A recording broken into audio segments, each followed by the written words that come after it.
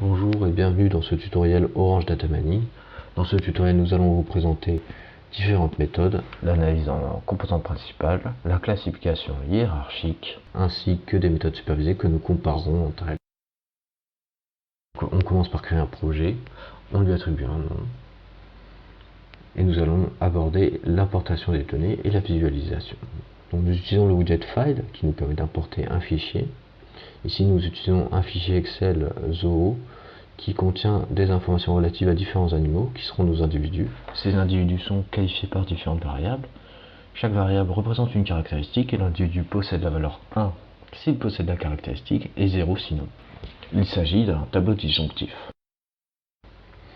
Avec le widget Data Info, on peut visualiser différentes informations sur le fichier, le nom d'individu, le nom de variable et le type des variables. Le widget Data Table nous permet de visualiser les données dans une table de données, tout ce qu'il y a de plus classique.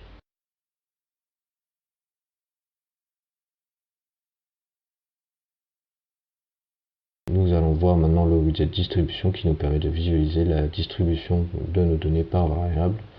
Donc si on double-clique, pour l'instant on voit qu'il n'y a rien. En fait, il faut aller sélectionner dans le Data Table les individus que l'on veut voir, ici tous les individus.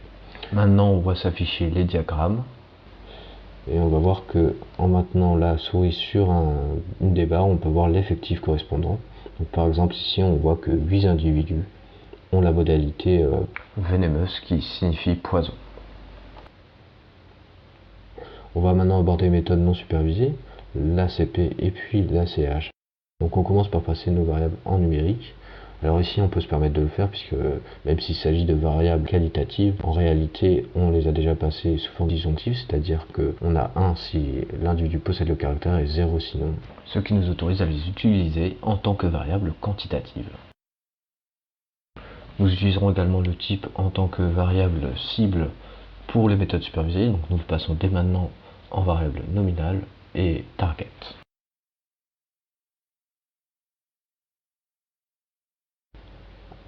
Alors on va retirer une variable, la variable legs, jambes, qui est en fait une variable quantitative, la seule du fichier, et qui risque d'introduire un effet taille si on la garde, puisqu'elle n'a pas du tout la même variance que les autres.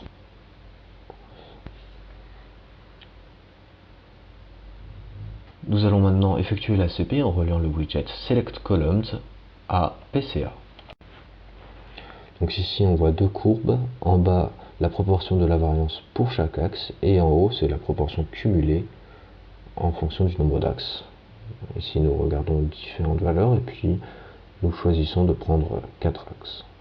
Nous utilisons des data tables pour récupérer les informations de l'ACP sur les variables et les individus. Nous relions les informations relatives aux individus et puis dans un second data table nous pouvons relier les informations relatives aux variables en changeant les liens. Nous allons renommer les tables pour éviter de les confondre et nous invitons à le faire à chaque fois que les confusions peuvent être faites entre différents widgets. Nous allons maintenant visualiser les données grâce à un scatterplot relié. Voilà, ici comme tout à l'heure il n'y a rien et nous allons dans Data Table pour sélectionner tous nos individus et les afficher. Donc on peut utiliser différents paramètres pour rendre notre graphique un peu plus agréable à l'œil. On peut afficher les labels. Nous pouvons utiliser des variables pour modifier la forme et la taille des points. On peut attribuer une taille de symbole générale. On augmente l'opacité et en introduisant du jittering qui nous permet de séparer un peu mieux nos individus et mieux cerner les différents labels.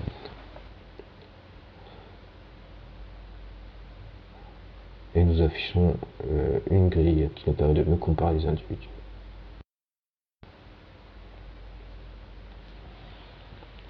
On voit maintenant sur la table des variables les coordonnées des différentes variables sur les composantes, ce qui nous permet de donner du sens à ces composantes.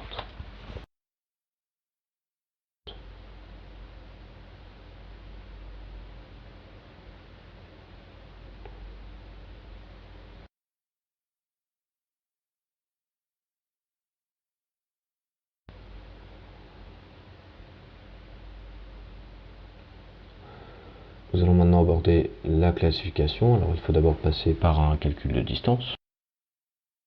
Nous choisissons la distance de jacquard qui est très adaptée pour des variables disjonctives. On peut visualiser si on le souhaite grâce à l'outil Distance Matrix ces différentes distances dans un tableau croisé entre les différents individus et attribuer un label si on le souhaite pour augmenter notre lisibilité.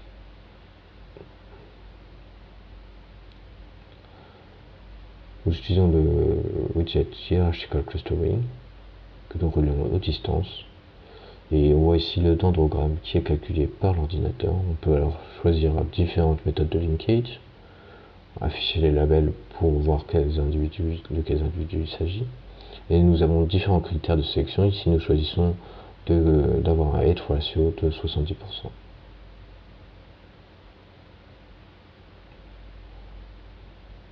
On peut, si on le souhaite, visualiser des images que nous avons incorporées au fichier pour chaque animal.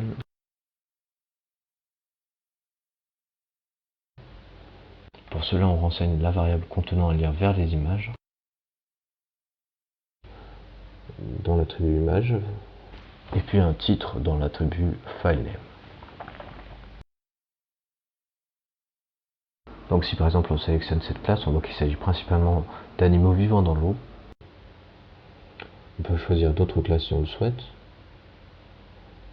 Si on sélectionne la première classe par exemple, on voit qu'il s'agit avant tout d'oiseaux. On peut choisir n'importe quel embranchement, par exemple celui-ci. On voit qu'il s'agit plutôt de mammifères marins, et si on choisit celui du dessus, ce sont les mammifères. Nous allons maintenant aborder les méthodes supervisées. Nous utilisons le widget DataSampler qui nous permet de créer un échantillon de test et puis un échantillon d'apprentissage. On a différentes méthodes pour faire cet échantillonnage. Ici, nous découpons nos données en deux parties, 70% pour l'apprentissage et 30% pour le test, d'une manière aléatoire bien sûr. On apporte maintenant le widget Classification Tree et Classification Tree Viewer qui nous permet de visualiser nos résultats. Donc on voit ici l'arbre de décision avec les différentes règles. Si on clique sur les petits ronds en dessous des feuilles, on peut élaguer l'arbre comme on le souhaite.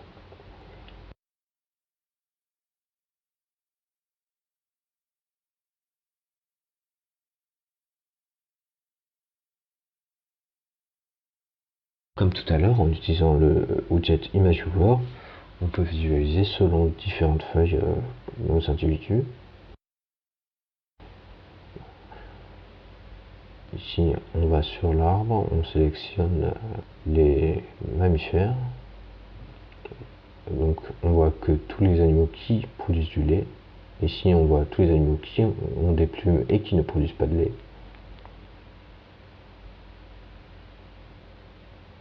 Ici, on voit des individus qui n'ont pas de plumes, qui ne produisent pas de lait, mais qui ont des ailerons, donc plutôt des poissons. On va voir maintenant comment vérifier la qualité de nos méthodes et comment en introduire de nouvelles et les comparer. On utilise pour cela le Test and Score que l'on relie au Data Sampler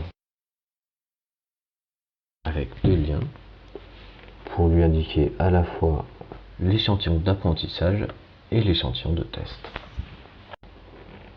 On relie aussi les différentes méthodes avec un lien de type learner.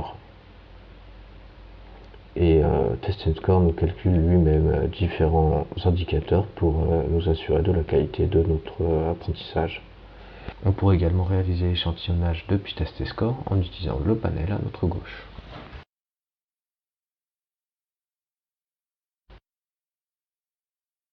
Nous allons maintenant voir que l'on peut utiliser plusieurs méthodes dans le même Test and Score et les comparer. Pour cela, nous allons importer toutes les méthodes supervisées.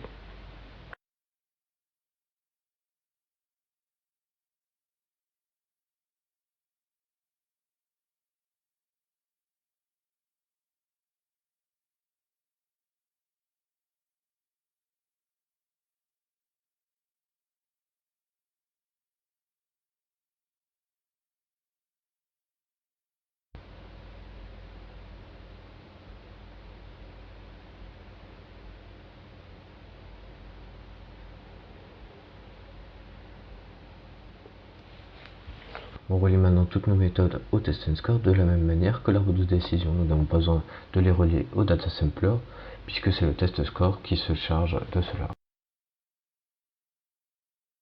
On voit pour le même échantillonnage les différentes méthodes et les indicateurs qui nous permettent de les comparer entre elles. On peut alors choisir la meilleure méthode en fonction des indicateurs que l'on souhaite. On peut alors utiliser une courbe de ROC pour mieux visualiser les différences entre les différentes méthodes selon une target bien particulière ou certaines méthodes bien particulières.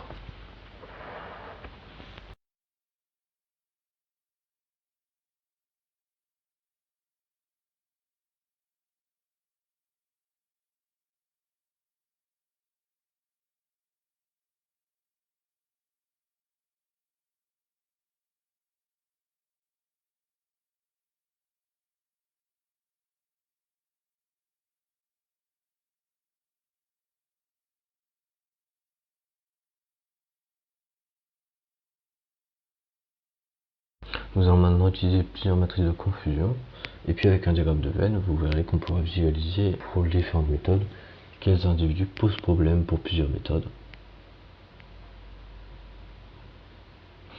Donc nous commençons par des matrices de confusion dans lesquelles nous pourrons choisir une méthode en particulier.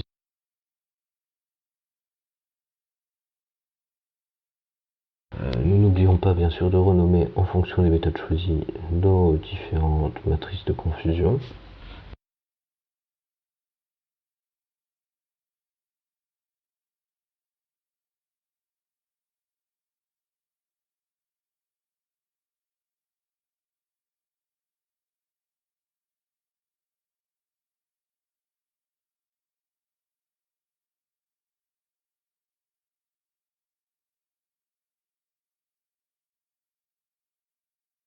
Maintenant, nous pouvons utiliser le Venn diagramme qui nous permet d'obtenir une représentation d'ensemble mathématique.